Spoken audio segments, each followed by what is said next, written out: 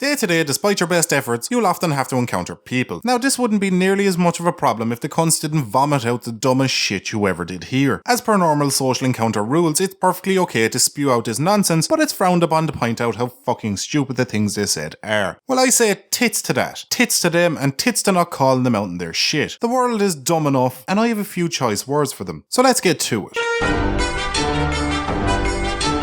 When people say money doesn't buy happiness, fuck right off. That's just a phrase broke fuckers use to help them sleep at night. Of course money buys happiness, you dopey donkey. Are you trying to tell me you'd have just as much fun spending your last 20 quid in a phone bill than you would being filleted in a jacuzzi by two crazily attractive women with champagne in your hand and a crown on your head made from the bones of your enemies you had paid to be killed? Come on, let's be real. Money definitely buys happiness. Do you know what I'd give to have the ability to wake up every morning and go, nah, and go straight back to sleep because I wouldn't be dependent on a shit 9 to 5 job? I think I'd actually give one of my limbs.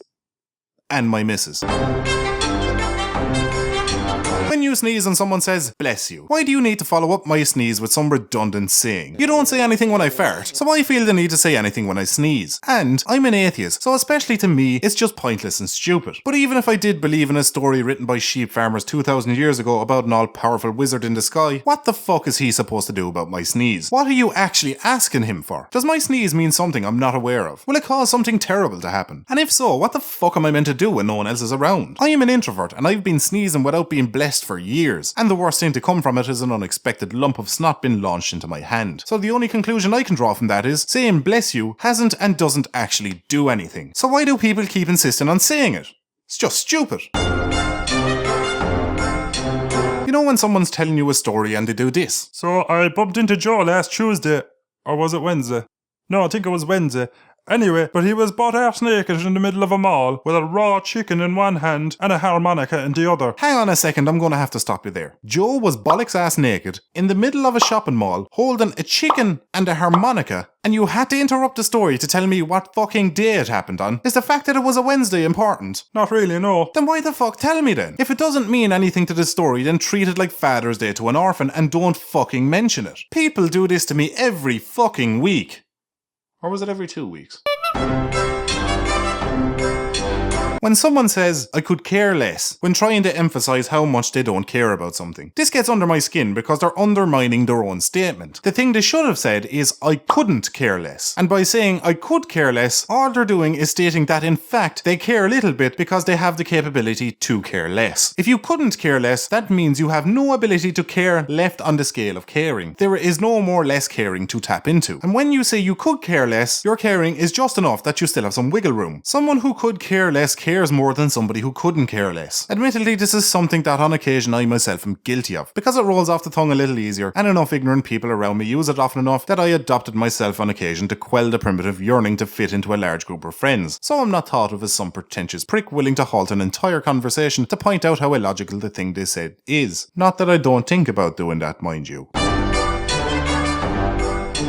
When someone's in your house visiting, doing construction work, or plunging your missus on the QT, whatever reason somebody unfamiliar is in your house for, and they ask, do you have a bathroom? No. We shit in our hand and throw it at the neighbour's children to ward off evil spirits. Of course we have a fucking bathroom. Do you think in this modern world we somehow didn't get the message about basic plumbing? Did you not notice this house didn't have a distinct smell and flavour in the air of Granny Ducky's piss-encrusted panties? Now I know this is something people say as a polite way to indicate that they need to relieve themselves, and they're unsure how to organically leave the conversation and locate the toilet. But there is better options. Try say something like, could I use your bathroom? Where is your bathroom? Or pipe me to the room you most frequently have a sneaky tug. Any of those is better than, the quality of your person has led me to question whether or not you have a toilet.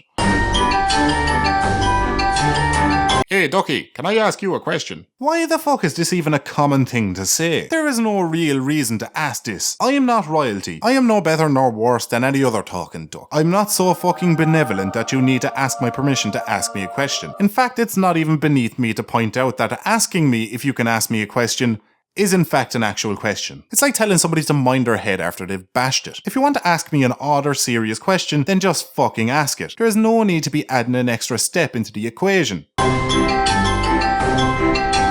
When people say literally, when they don't mean literally. Like, I literally can't wait, or I literally died. No, what you mean is you literally have to wait. And you didn't literally die. If you had, you'd be dead. Therefore, you wouldn't be standing here telling me this fucking story. I am sick of people using and abusing the English language like it's some old love interest with self-esteem issues. If you want to emphasize something in your story, then use a word that already means what you're trying to say. Don't just inject words to make the story seem more interesting, because if you have to do that, chances are your story is not that interesting to begin with. Which begs the question, why the fuck are you telling me?